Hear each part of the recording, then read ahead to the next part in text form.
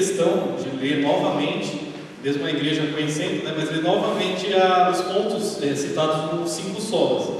E é bom lembrar disso porque isso vai ser, com certeza, vai ser aplicado nessa defesa da tulipe, porque todos aqueles pontos que são considerados ali, somente a Deus a glória, nós vamos ver a importância da obra de Cristo na salvação, a justificação pela fé e pela graça, e também um ponto importantíssimo que eu falei, né, que é o da sola Escritura, ou seja, a Escritura vai ser a nossa base para, de fato, abraçar ou não essas afirmações que são feitas aqui. Então, até por isso, eu trouxe aqui, eu preparei esse material, algumas afirmações que fazem essa defesa, né, dessas ideias da tulipe, e então cheias de base bíblica, e nós vamos ler a maior parte dela. Na apostila tem mais do que nós vamos ler aqui, mas mesmo assim vão ser bastante para que fique claro que é aquilo que a Escritura está dizendo e não aquilo que eu estou tentando induzir aqui. Então vou ler novamente aquelas definições, né? No primeiro ponto, a depravação total, só mencionando que a ideia de total depravação, um outro termo que também às vezes é usado é total inabilidade, ou seja, a ideia é mostrar que o homem, pela corrupção da natureza após a queda, ele é de fato incapaz de chegar por si mesmo a Deus. Então a doutrina é baseada nisso. Nós vemos que há uma diferença, por mais que o arminianismo também afirme essa doutrina, que nós temos uma natureza pecaminosa, corrompida, mas nós vamos ver que existem algumas divergências em relação ao que o calvinismo diz. Então, vou ler novamente. Para o arminianismo, embora a natureza humana tenha sido seriamente afetada pela queda, o homem não ficou reduzido a um estado de incapacidade total. Deus graciosamente capacita todo e qualquer pecador a arrepender-se e crer, mas o faz sem interferir na liberdade do homem. Todo pecador possui uma vontade livre, livre-arbítrio, e seu destino eterno depende do modo como ele usa esse livre-arbítrio. A liberdade do homem consiste em sua habilidade de escolher entre o bem e o mal em assuntos espirituais. Sua vontade não está escravizada pela sua natureza pecaminosa. O pecador tem o poder de cooperar com o Espírito de Deus e ser regenerado ou resistir à graça de Deus e perecer. O pecador perdido precisa da assistência do Espírito, mas não precisa ser regenerado pelo Espírito antes de poder crer, pois a fé é um ato deliberado do homem e precede o novo nascimento. A fé é o dom do pecador a Deus e a contribuição do homem para a salvação. Então nós vemos aqui que mesmo o arminianismo, ele afirmando que existe uma natureza pecaminosa, ele entende, né, aqueles que defendem essa linha entendem que mesmo havendo essa deturpação, essa natureza pecaminosa, o ser humano ainda assim tem a capacidade de se achegar a Deus. E eles usam então a ideia do livre-arbítrio. Mas para essa visão arminiana, essa vontade livre, na verdade, seria uma vontade capaz de escolher a Deus. E nós vamos ver que no caso do calvinismo é bem diferente disso. Então, devido à queda, o homem é incapaz de por si mesmo crer de modo salvador no Evangelho. O pecador está morto, surdo, cego e surdo para as coisas de Deus. Seu coração é enganoso e desesperadamente corrupto. Sua vontade não é livre, pois ela está escravizada à sua natureza má. Por isso ele não poderá jamais escolher o bem e não o mal em assuntos espirituais. Por conseguinte, é preciso mais do que simples assistência do Espírito para se trazer um pecador a Cristo. É preciso a regeneração, pela qual o Espírito vivifica o pecador e lhe dá uma nova natureza. A fé não é algo que o homem contribui para a salvação, mas é ela a própria parte do dom divino da salvação. É o dom de Deus para o pecador e não o dom do pecador para Deus. Nós vamos trabalhar essas ideias aqui usando bases bíblicas, né, para isso, mas nós vemos que existe um contraste muito grande, porque para essa visão o ser humano ele não tem nenhuma capacidade de chegar até Deus e nem de crer. Isso já é uma grande distinção em relação ao arminianismo. Para o calvinismo, o homem está, o pecador está morto, cego e surdo, ou seja, ele está totalmente desligado espiritualmente de Deus. O efeito que a queda gerou na humanidade foi esse: o homem está morto espiritualmente. Alguns acabam fazendo uma comparação como se para o arminianismo fosse um acidente que aconteceu na queda e o homem ele se machucou até gravemente. Para o calvinista não, para o calvinista o homem morreu na queda. E por isso mesmo, pelo fato do homem ter morrido espiritualmente, ele precisa mais do que um auxílio, ele precisa ser de fato renascido pelo Espírito de Deus. Então agora nós vamos para tratar mais especificamente essas ideias. E eu coloquei aqui uma citação que eu tirei da Confissão de Fé Batista.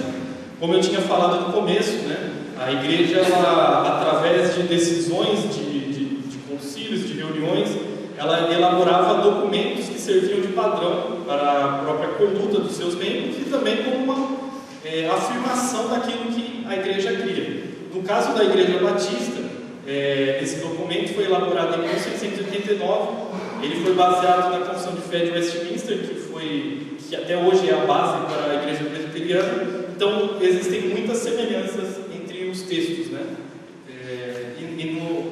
Nesse artigo nós vamos ver o seguinte: por esse pecado, nossos primeiros pais decaíram de sua condição original de retidão e comunhão com Deus. No pecado deles, nós também pecamos, e por isso a morte dele veio sobre todos. Todos se tornaram mortos no pecado e totalmente corrompidos em todas as faculdades e partes do corpo e da alma. E aí existem as referências que nós vamos ver. Quando ele diz que no pecado dele nós também pecamos, talvez alguém possa entender de uma forma errada que nós somos os responsáveis, da mesma forma que eles mesmos foram, por aquilo que eles fizeram, mas não é essa a ideia. A ideia é que Adão e Eva ali no Éden estavam representando a humanidade, eles eram os representantes da humanidade. Então, a partir do momento que eles pecaram e caíram, toda a humanidade, por consequência, foi, vamos dizer, que contaminada pelas consequências dessa queda. Então, eu vou ler aqui o texto, né, que todos conhecem bem, que foi a queda do Éden.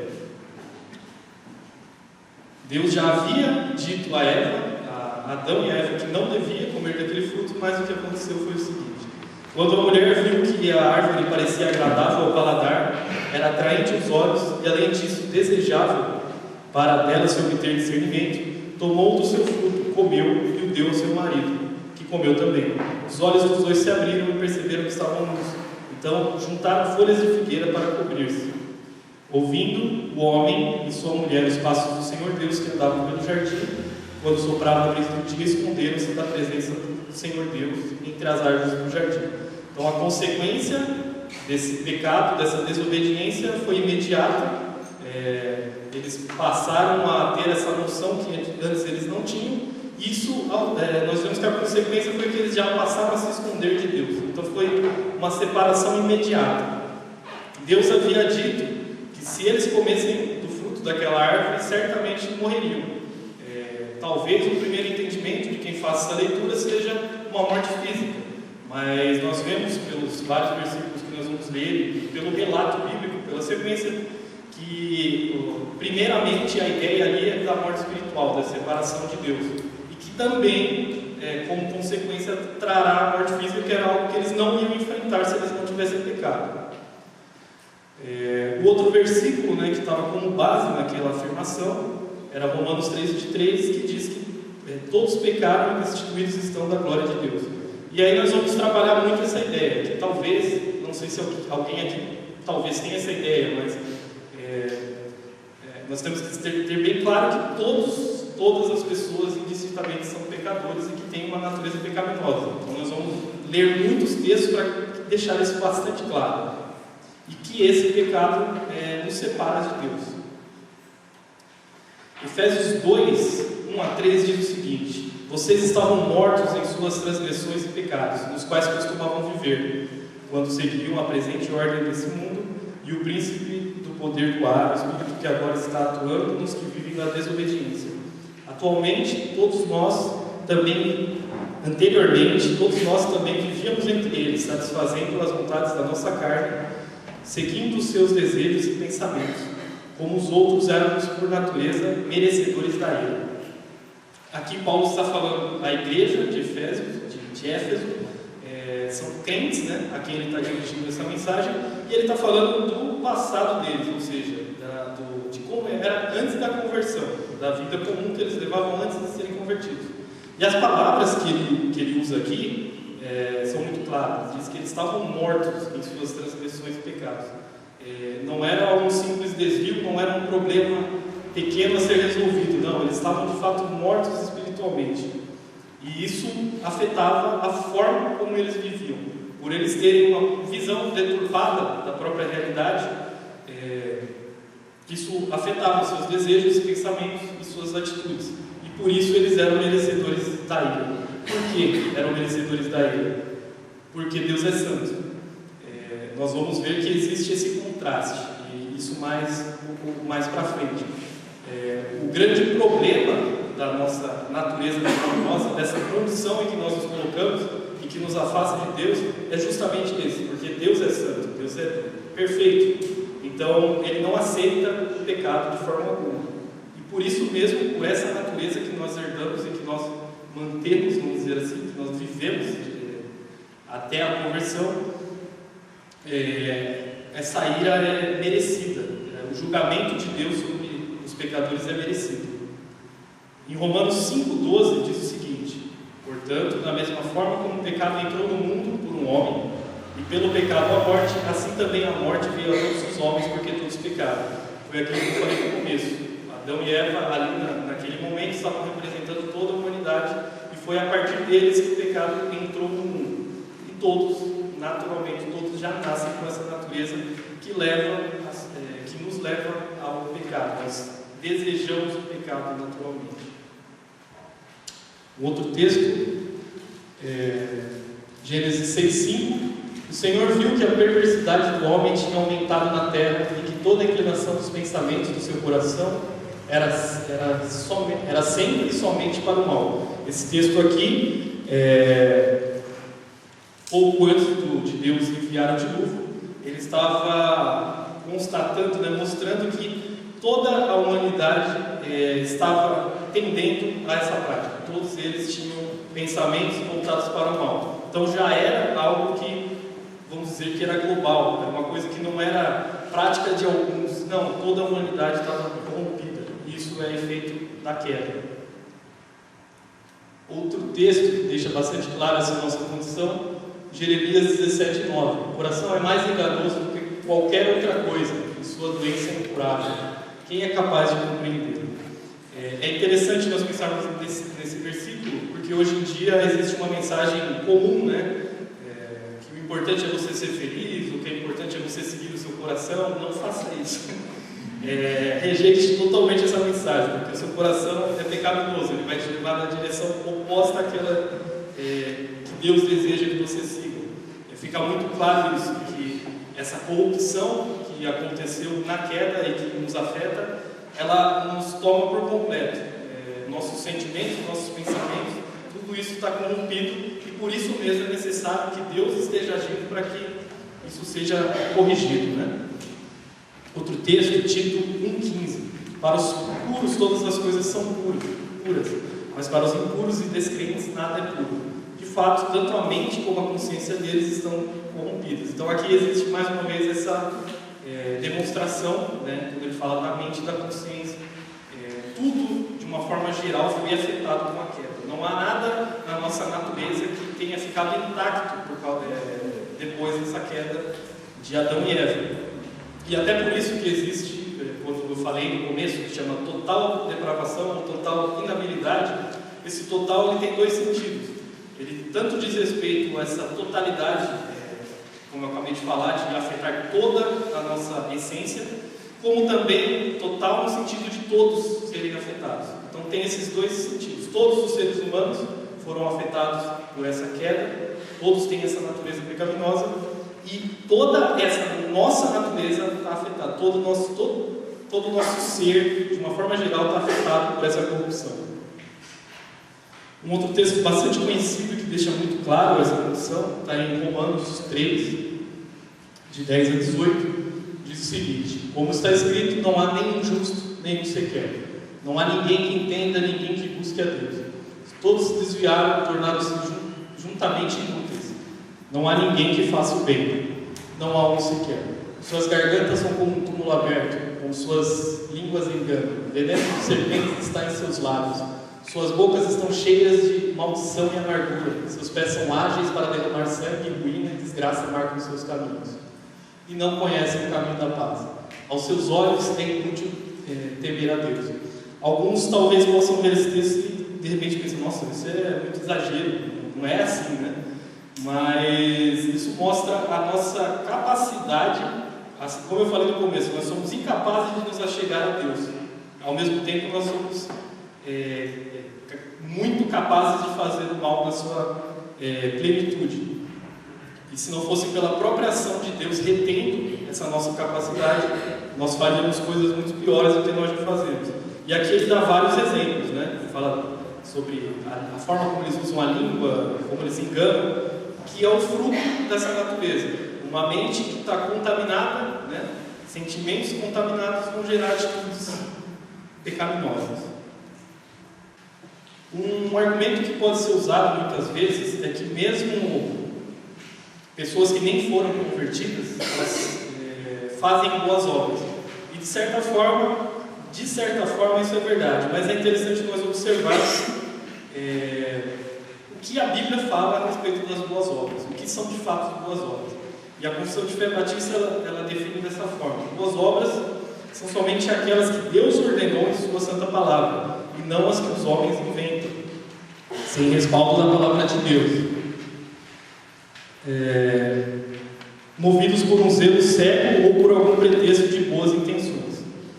Então, como eu falei agora há pouco, a nossa natureza, de uma forma geral, ela está corrompida pelo pecado. Então, a própria noção do que é boa obra, do que é fazer o bem, também, muitas vezes, está afetada por isso. Então, a Escritura tem que ser o nosso padrão para que nós possamos entender o que de fato é fazer o bem. Ou seja, aquilo que Deus diz que devemos fazer, isso sim são o que a Bíblia chama de boas obras. Outra coisa que a Confissão também diz: as boas obras feitas por pessoas não regeneradas, embora por si mesmo possam ser coisas que Deus ordena e proveitosas, tanto para a pessoa que as faz quanto para outras, não procedem de um coração purificado pela fé, e de acordo com a palavra não são feitas de maneira correta, nem com a finalidade correta, que é a glória de Deus. Como eu falei um pouco antes, um dos pontos essenciais, né, que a gente tem que considerar dos 5 solas é o soli deo glória, ou seja, tudo deve ser feito para a glória de Deus. E muitas dessas obras, que para muitos vão ser consideradas boas obras, não têm esse intuito, não tem o propósito delas não é glorificar a Deus, então elas são pecados, por mais que possam até favorecer alguém com elas. Alguns textos, né, que estavam como referência naquela afirmação e que vão servir para mostrar isso: Miqueias 6, 7 a 8. Ficaria o Senhor satisfeito com milhares de carneiros, com 10.000 ribeiros de azeite? Devo oferecer o meu filho mais velho por causa da minha transgressão, o fruto do meu corpo por causa do meu próprio pecado? Ele mostrou a você, ó homem, o que é bom e o que o Senhor exige. Pratique a justiça, ame a fidelidade e ande humildemente com seu Deus. Romanos 12, 2. Não se amoldem ao padrão deste mundo, mas transformem-se pela renovação da sua mente, para que sejam capazes de experimentar e comprovar a boa, agradável e perfeita vontade de Deus. Então, o que esses textos deixam muito claro é que o nosso próprio conceito de boa obra, ele tem que estar firmado na Escritura. Para a gente saber se a gente de fato está fazendo bem, a gente tem que saber, tem que ter certeza que foi aquilo que Deus mandou a gente fazer. Não é uma noção que nós mesmos criamos do que é fazer o bem, mas aquilo que Deus de fato falou que deve ser feito. Em Hebreus 3, 20 e 21 diz o seguinte: o Deus da paz, que pelo sangue da aliança eterna trouxe de volta dentre os mortos o nosso Senhor Jesus Cristo, o grande pastor das ovelhas, os aperfeiçoa em todo o bem, para fazerem a vontade dele e operem em nós o que é agradável mediante Jesus Cristo, a quem seja a glória para todo sempre. Amém. Isaías 29:13. O Senhor diz: esse povo se aproxima de mim com a boca e me honra com os lábios, mas o seu coração está longe de mim. A adoração que me prestam só é feita de regras ensinadas por homens. João 16, 2, 3. Vocês serão expulsos das sinagogas. De fato virá o tempo quando quem os matar pensará que está prestando culto a Deus. Farão essas coisas porque não conheceram nem o Pai nem a mim. Então fica claro que em algumas situações alguns vão fazer algo achando que estão fazendo bem, quando na verdade estão fugindo daquilo que é a vontade de Deus.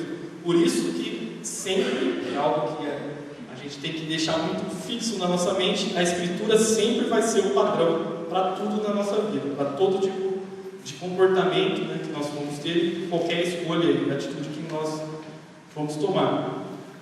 Deuteronômio 10:12. E agora, ó Israel, que é o Senhor seu Deus pede de você, senão que tema o Senhor seu Deus, que ande em todos os seus caminhos, que o ame e que sirva ao Senhor, ao seu Deus, de todo o coração e de toda a sua alma, que obedeça aos mandamentos e aos decretos do Senhor, que hoje lhe dou para o seu próprio bem.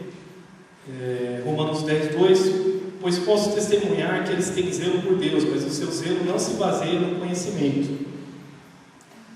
Filipenses 1:15-16. É verdade que alguns pregam a Cristo por inveja e rivalidade, mas outros fazem de boa vontade. Esses o fazem por amor, sabendo que aqui me encontro para a defesa do Evangelho.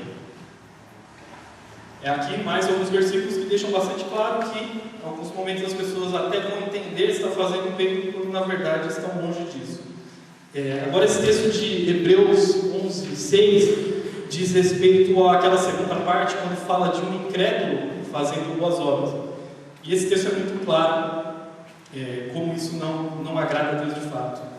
Sem fé é impossível agradar a Deus, pois quem dele se aproxima precisa crer que ele existe e que recompensa aquele que o busca. Então, na mente de um incrédulo, ele não tem o intuito, o propósito de glorificar a Deus com aquilo que ele está fazendo. Então, por mais que a ação dele corresponda muitas vezes àquilo que nós consideramos certo, ele está em pecado, mesmo na sua boa ação, né? A sua boa obra não vai ser pecaminosa da mesma forma, porque ele não tem fé, ele não a faz com fé. Um outro exemplo muito conhecido, quando Jesus falou com um jovem rico, ele disse: você conhece os mandamentos: não matarás, não adulterarás, não furtarás, não darás falso testemunho, não enganarás ninguém, honra teu pai e tua mãe. E ele declarou: mestre, a tudo isso tenho obedecido desde a minha adolescência. Jesus olhou para ele e o amou. Falta-lhe uma coisa, disse ele: vá, venda tudo que possui e dê o dinheiro aos pobres, e você terá um tesouro no céu. Depois vem e siga-me. Diante disso, ele ficou abatido e afastou-se triste, porque tinha muitas riquezas. Então, no caso, esse jovem até afirmou seguir aquilo que os mandamentos prescreviam, só que o coração dele tinha outra intenção. Quando ele foi confrontado com aquilo que ele de fato se prendia, que eram as suas riquezas, ele não conseguiu, ele não soube lidar com aquilo, ele não escolheu o caminho certo, que seria obedecer a Cristo. Outro exemplo muito conhecido, né, de 1 Coríntios 13:3: ainda que eu dê aos pobres tudo o que possui e entregue o meu corpo para ser queimado, mas se não tiver amor, nada disso me valerá. Outro texto: portanto, quando você der esmola, não anuncie isso com trombetas, como fazem os hipócritas nas sinagogas e nas ruas, a fim de serem honrados pelos outros. Eu lhes garanto que eles já receberam a sua plena recompensa.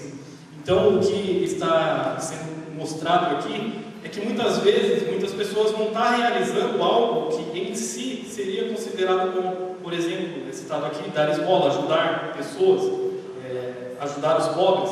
Isso é uma coisa boa, mas mesmo assim pode ser pecaminoso, se a sua intenção não for de glorificar a Deus, se for de receber reconhecimento, por exemplo. Então a ideia é que aquilo que muitas vezes é entendido como boa obra não é exatamente uma boa obra, muitas vezes. passar aqui. Tem mais versículos, né? Como eu falei, na apostila eu coloquei mais ainda do que tem aqui nessa apresentação, mas eu vou adiantar um pouquinho. Outra afirmação que a confissão de fé faz, a confissão batista, é a seguinte: com a queda do pecado, o homem perdeu completamente toda a sua habilidade volitiva para aquele bem espiritual que acompanha a salvação.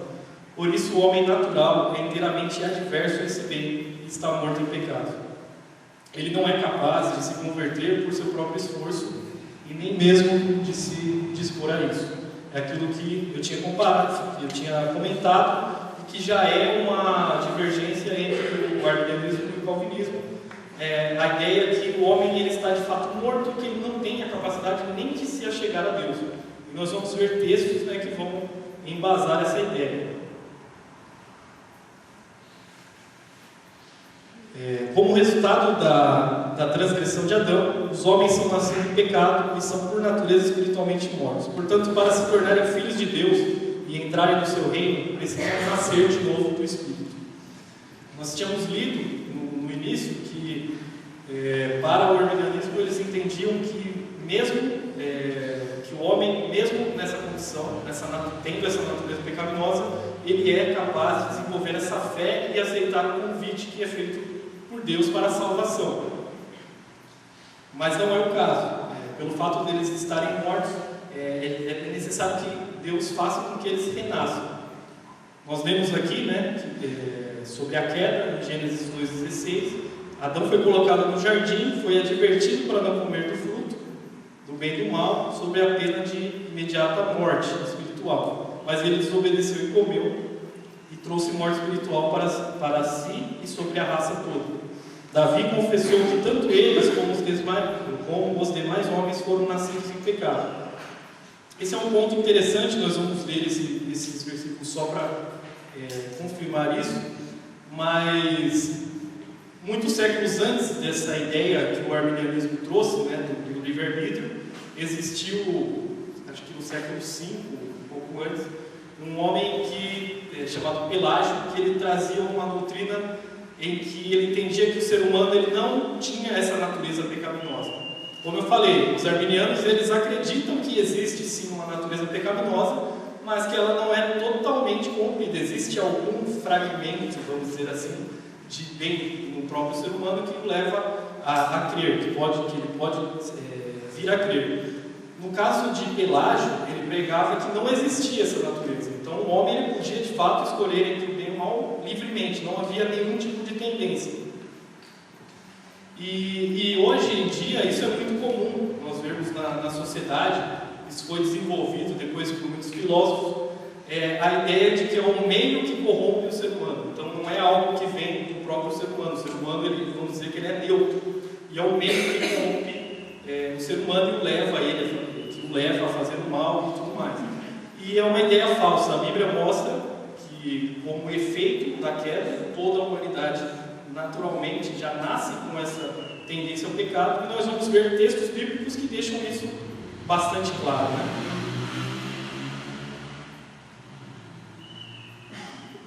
No Salmo 51,5 diz: sei que sou pecador desde que nasci, sim, desde que concebeu a minha mãe. Salmo 58,3: os ímpios erram no caminho desde o ventre, desviam-se os mentirosos desde que nascem. Aqui fica muito claro de que essa condição ela já nasce com o ser humano, ela já vem desde o início, não é uma coisa que o meio vai colocar no coração, na mente da pessoa. De fato, existe sim essa influência de outras pessoas, isso é óbvio. Você vivendo num determinado contexto e tendo contato com outro ambiente em que você vai estar mais exposto a ideias erradas, a práticas erradas, você de fato vai ser influenciado aquilo. Mas o ponto é que você em si mesmo já tem uma tendência a abraçar aquilo. Essa é a verdade bíblica. Outro texto é em João 3, 5, 7, quando Jesus falava com Nicodemos, que veio lhe perguntar o que ele precisava fazer, né, para ser salvo. Jesus disse, respondeu-lhe Jesus: Digo-lhe a verdade, ninguém pode entrar no reino de Deus se não nascer da água e do Espírito. O que nasce da carne é carne, mas o que nasce do Espírito é Espírito. Não se surpreenda pelo fato de eu ter dito, é necessário que vocês nasçam de novo. Quando Nicodemos ouviu isso, ele achou estranha uma ideia, né? Ele perguntou como que uma pessoa velha vai voltar ao ventre da sua mãe, né? Mas Jesus aqui estava falando de uma forma espiritual. Por quê? Porque a ideia é que o ser humano ele precisa de fato renascer. Não é uma doença, não é algo que precisa simplesmente ser removido, ser curado de uma forma mais simples. Não, ele precisa renascer.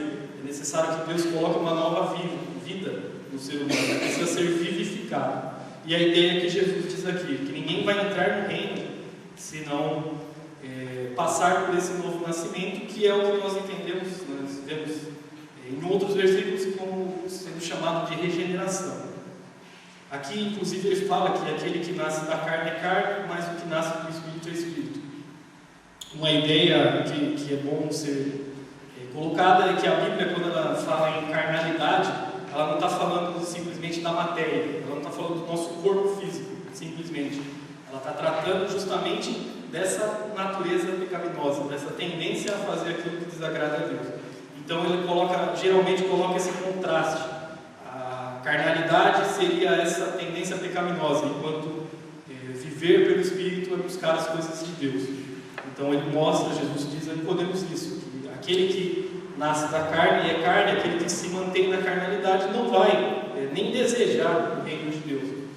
E somente com a vivificação do Espírito é que vai ser possível isso. Um outro ponto que a confissão afirma: como resultado da queda, os homens estão cegos e surdos para a verdade espiritual. Suas mentes estão obscurecidas pelo pecado, seus corações são corruptos e malignos. Antes dos pecadores nascerem no reino de Deus, pelo poder regenerador do Espírito, são filhos do diabo e estão debaixo do seu controle, são escravos do pecado. Principalmente essa última parte, talvez seja meio chocante você pensar, né? Que de uma forma geral, a humanidade é chamada, né, nas Escrituras, de filhos do diabo. Todos aqueles que estão perdidos são considerados filhos do diabo e escravos do pecado. E até nós lemos um texto de Efésios, que já entrou um pouco nesse ponto, nós vamos ler novamente, mas essa era a nossa condição antes da salvação. Nós somos dito que nós éramos filhos do diabo. Nós já lemos Gênesis 6:5, né, que foi aquela situação depois do dilúvio. Depois do dilúvio, quando Noé já tinha chegado, né, já tinha passado por tudo aquilo lá, Deus fez uma aliança prometendo que não ia mais mandar dilúvio à terra. Mas é interessante observar o que Deus disse. O Senhor sentiu algo agradável e disse a si mesmo: nunca mais amaldiçoarei a terra por causa do homem, pois o seu coração é inteiramente inclinado para o mal desde a infância. E nunca mais excluirei todos os seres vivos como fiz dessa vez. Alguns podem ter a falsa ideia de que quando Deus mandou o dilúvio e acabou com todas as vidas que haviam ali, Ele estava tentando um recomeço com um justo, que era Noé no caso, e sua família. Como se todo o mal tivesse sido extirpado da terra e a partir dali ia ser tudo recomeçado com justiça e bondade. Mas não. Depois de Deus já ter feito isso, Ele afirma isso, que o coração do homem é inteiramente inclinado para o mal desde a infância. Isso está muito claro. É algo que acomete a todos nós. E mesmo Deus tendo varrido toda a humanidade da terra, aquele que Ele chamou de íntegro, de justo, e sua família ainda tinham em si essa semente. Então fica muito claro isso. Em Eclesiastes 9:3 diz o seguinte: esse é o mal que há em tudo que acontece debaixo do sol. O destino de todos é o mesmo. O coração dos homens, além do mais, está cheio de maldade e de loucura durante toda a vida. E por fim eles se juntarão aos mortos. Então, mais um texto que deixa muito claro que está no nosso coração. Naturalmente existe essa tendência. Mais alguns textos para reforçar essa ideia. Marcos 7, 21 a 23. Pois do interior do coração dos homens vêm os maus pensamentos, as imoralidades sexuais, os roubos, os homicídios, os adultérios, as cobiças, as maldades, o engano, a devassidão, a inveja, a calúnia, a arrogância e a insensatez. Todos esses males vêm de dentro e tornam o homem impuro. Existe um outro texto também que Jesus, quando ele tinha sido confrontado com alguns religiosos que questionavam por que os discípulos não lavavam as mãos, ele fala aqui que vinha, o que corrompia, o que contaminava o homem, era o que vinha de dentro e não de fora. E aqui também fica muito claro isso. Jesus ele coloca uma lista muito grande de pecados e coloca isso como fruto do coração do ser humano. Então foi aquilo que eu falei antes, não é o meio que de alguma forma coloca isso dentro de nós, que nos leva a fazer isso daí, por mais que ele influencie. Isso já está naturalmente no nosso coração pecaminoso, nós já temos essa tendência. Outro exemplo foi quando Jesus veio à Terra, no livro de João, no capítulo 3, 19, diz que esse é o julgamento, a luz veio ao mundo, mas os homens amaram as trevas e não a luz, porque as suas obras eram más. Então, uma reação natural é que, por essa corrupção que o ser humano tem, e de uma forma geral, a luz incomoda. Por quê? Porque a luz evidencia esse pecado. Então, por Jesus vir e trazer essa luz ao mundo, aqueles que estavam em trevas se incomodaram e sabemos qual foi o resultado disso. Um outro texto, Romanos 8, 6, 9, a mentalidade da carne é morte, mas a mentalidade do Espírito é vida e paz. A mentalidade da carne é inimiga de Deus, porque não se submete à lei de Deus, nem pode fazer. Quem é dominado pela carne não pode agradar a Deus. Aqui entra aquela ideia que eu falei, que a carne não significa exatamente o corpo físico, não é a matéria, é essa mentalidade, esse desejo por seguir essa natureza pecaminosa. E aqui fica muito claro esse contraste com a viver na carne e viver de acordo com o Espírito. E o interessante é que fica muito claro no final ali, é que aquele que vive na carne não se submete à lei de Deus, ou seja, não obedece aquilo que é o padrão que Deus colocou para todos, e não pode fazer.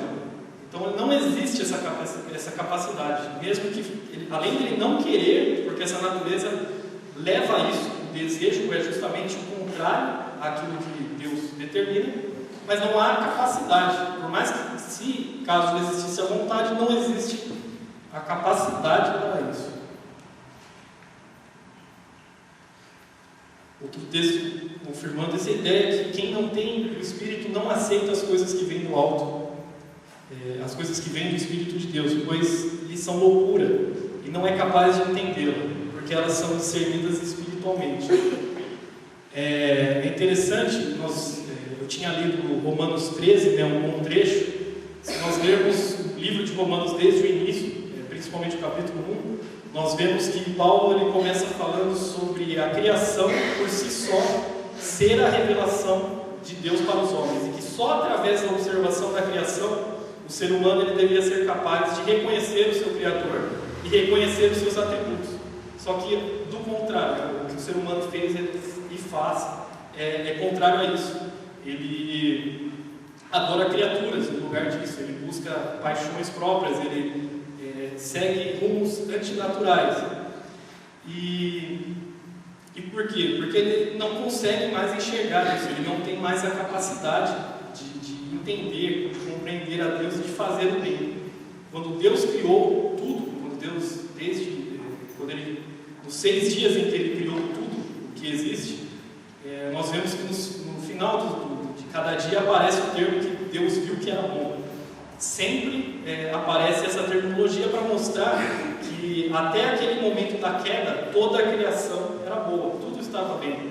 Só que a partir da queda, tudo se corrompeu. E com essa corrupção, o ser humano perdeu até essa capacidade de reconhecer o seu Criador.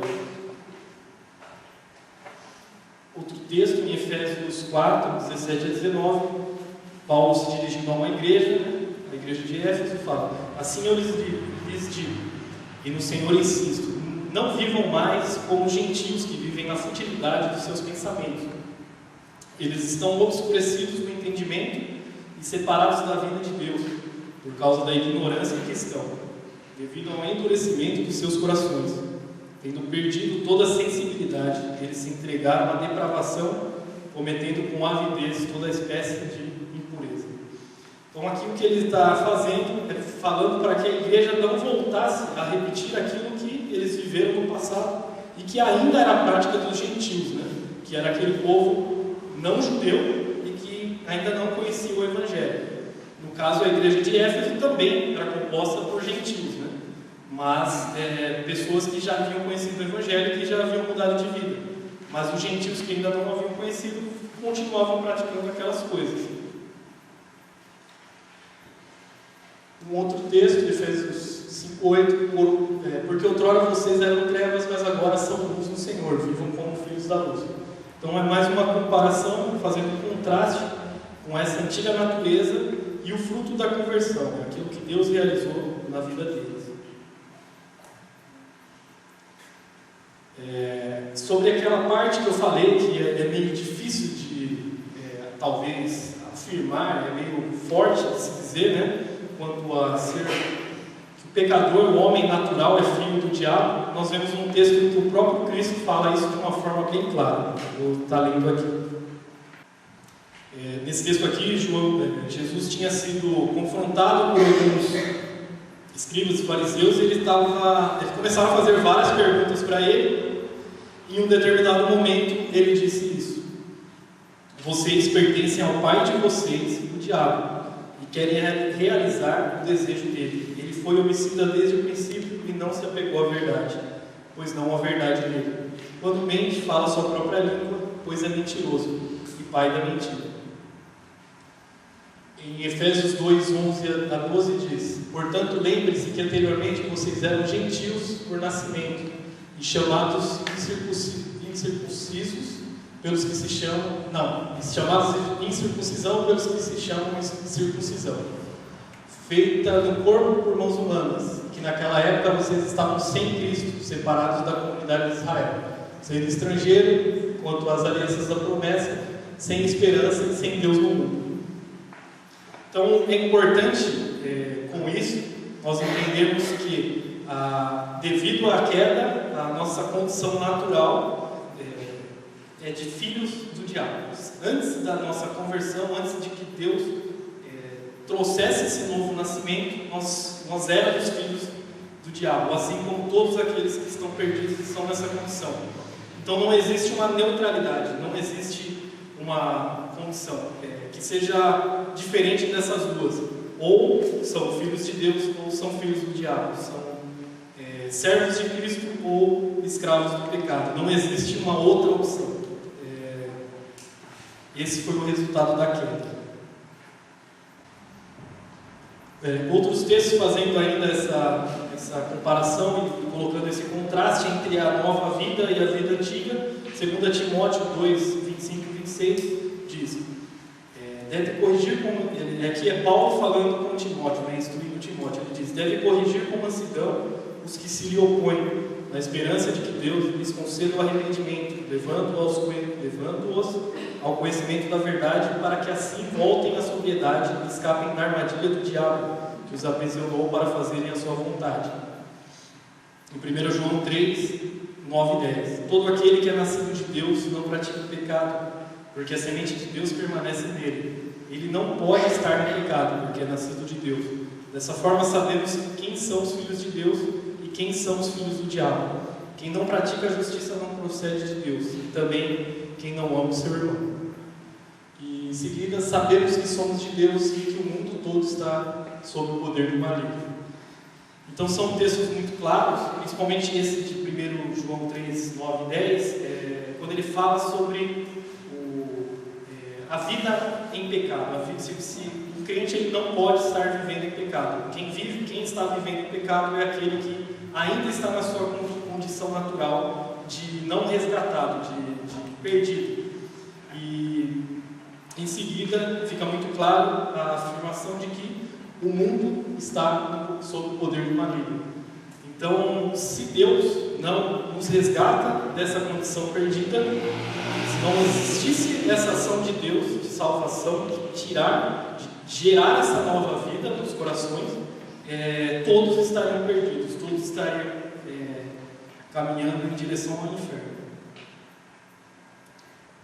Outros textos semelhantes, né?